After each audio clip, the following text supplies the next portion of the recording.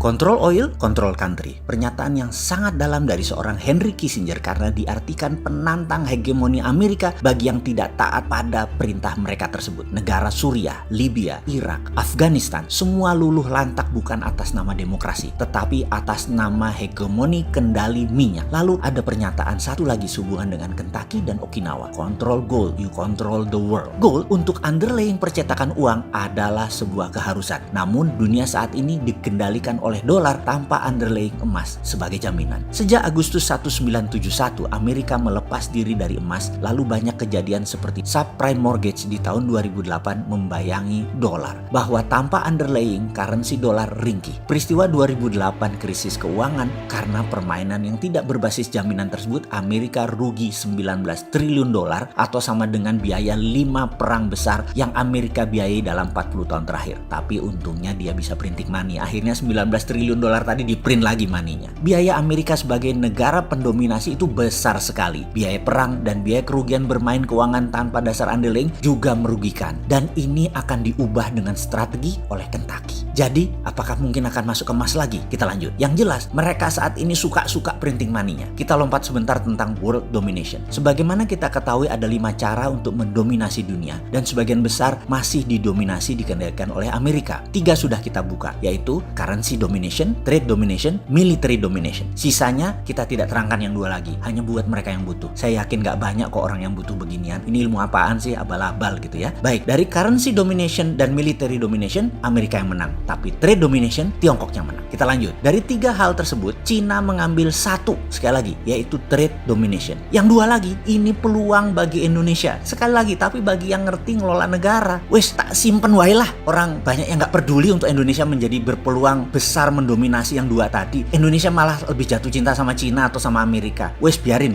Nanti yang 2 ini kita simpan aja buat nanti ya. Oke, kita lanjut. Kita bicara tentang currency domination lebih dalam lagi sekarang. Semua masih ingat kan di tahun 97-98 di mana serangan ekonomi hitman kepada pemerintahan Soeharto menyerang rupiah dari 2.700 ke 15.000 hanya dalam waktu 6 bulan. Indonesia rontok. Krisis moneter lalu menjadi krisis politik. Waktu itu, inilah hal yang dilakukan di Kentucky, yaitu melakukan simulasi hal ini. Amerika sedang melakukan simulasi mengantisipasi supaya dolar tidak menjadi seperti subprime mortgage lagi dan bagaimana saat ini bersamaan bisa menyerang sebuah negara. Nama simulasinya adalah currency warfare simulation. Anda akan tegang bagaimana simulasi itu mereka lakukan. Semua dengan perhitungan matematik yang sangat rinci, algoritma yang sangat jelimet. Mereka melakukan semua atas nama dollar reset value. Reset value ini dinaikkan, bisa diturunkan dolarnya. Jadi misalnya dalam ruangan tersebut ada 200 monitor lebih, setiap monitor ada nama negara, peta dan nilai kurs terhadap dolar saat itu. Lalu mesin kalkulasi dinyalakan. Naik 20% nilai dolar. Apa yang terjadi pada Amerika? Apa yang terjadi pada negara Tiongkok? Apa yang terjadi pada Indonesia? Lalu keluar warna hijau artinya aman, kuning artinya bahaya, orange artinya bahaya 2, merah artinya bahaya 3, hitam artinya fail atau collapse negara tersebut. Sekali lagi, dolar dicetak dan beredar, 70% uang kartal dolar tersebut beredar di luar homelandnya Amerika. Saat ini dolar dicetak tanpa underlying. Karena kalau berdasarkan deposito emas yang mereka miliki, maka nilai dolar yang dicetak sudah kelebihan 100 kali lipat nilainya dari saat ini. Jadi dolar currency-nya over value. Jadi dollar reset value adalah satu hal yang pasti dilakukan. Simulasinya banyak ragam di mana ketika saya hadir, yang mereka simulasikan adalah mereka menerbitkan dolar baru. Dolar jenis baru ini diterbitkan di mana dolar lama nilainya dipotong hingga 50%, didiskon hingga 50%. Skenarionya dolar baru tidak terlalu jauh over value-nya, yaitu hanya 20%, hanya 20 kali dari nilai depository emas dan bisa dengan cepat dinaikkan dengan strategi goldnya nilainya dinaikkan. Jadi, atau selain goldnya dinaikkan adalah cadangannya dinaikkan karena itu dia sangat berkonsentrasi untuk mengambil cadangan deposit emas atau tambangnya. Jadi kalau kita Indonesia memiliki cadangan devisa 120 billion dolar in one night, begitu dolar reset value dilakukan nilainya tinggal 60 billion, tinggal 50%. Menariknya ketika dihajar atau di-cut dengan 50% nilai dolar baru, Cina tidak rubuh. Cadangan devisa mereka Tiongkok walau ada dolarnya namun gold reserve-nya Cina kuat. Dunia akan kacau jika dolar reset value dilakukan adalah sekitar 9 bulan sampai keseimbangan ekonomi baru tercipta. Ada beberapa wilayah dunia yang akan lumpuh, ada yang tumpah darah, namun semua itu terukur. Simulasi kedua dolar baru diciptakan namun nilai dolar lamanya adalah 0. Amerika nilai dolarnya sama dengan nilai cadangan emas mereka. Efeknya dunia akan perang selama 5 tahun, kekacauan sistemik di mana-mana. Cina kolaps atau dalam dalam bahasa Lemhanasnya namanya fail state, negara gagal. Simulasi berikutnya adalah dolar di-cut 80%, tinggal 20%. Ternyata Cina lumpuh menjadi negara paria. Menariknya, Indonesia rupiah itu di level turun 20% atau dolar naik, sudah lampu kuning. Di level 30-40% oranye, di level 50% fail state, merah. Kalau rupiah dikuatkan atau dolar dilemahkan, 50% ditebas, Indonesia lampu oranye. Jadi Indonesia lebih rentan jika dolar dikuatkan daripada dilemahkan. Jangankan diterbitkan dolar nilai baru, dengan dolar lama dibawa ke harga 19.000 atau 20.000 bahkan, sudah oranye pemerintah Indonesia saat ini. Sekedar mengingatkan, yang goyang pemerintahannya, bukan negaranya loh ya. Itulah salah satu di antara banyak informasi yang saya dapat dari Kentucky. Saya berpikir hebat. Ratusan gambaran sekelebat melintas di kepala saya. Semua gambaran prasangka buruk. Kepala saya terbayang galian tambang yang dalamnya minus 4.000 meter ke bawah tanah di pedalaman Papua di tambang Grasberg. Saya terbayang Freeport. Kenapa Freeport masih dikontrol oleh minoritas sahamnya? Karena penting rupanya bagi Amerika. Dan bagi Indonesia yang penting kan dapat jeneng, dapat nama. Jenang fulus masih Amerika yang dapat. Salah satu simulasinya adalah karena cadangan emas tidak bisa bertambah dengan cepat. Harga emas dinaikkan nilainya saat ini ke 50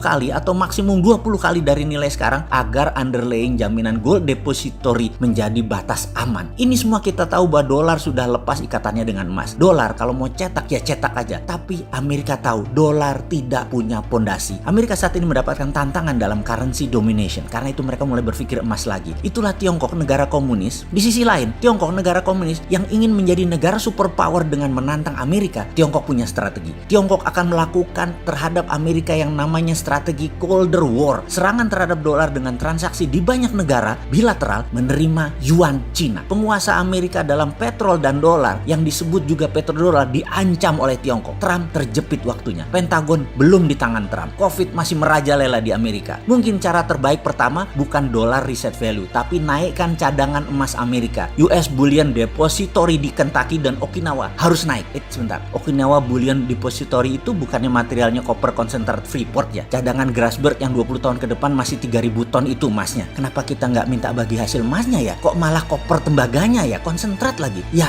begitu dah.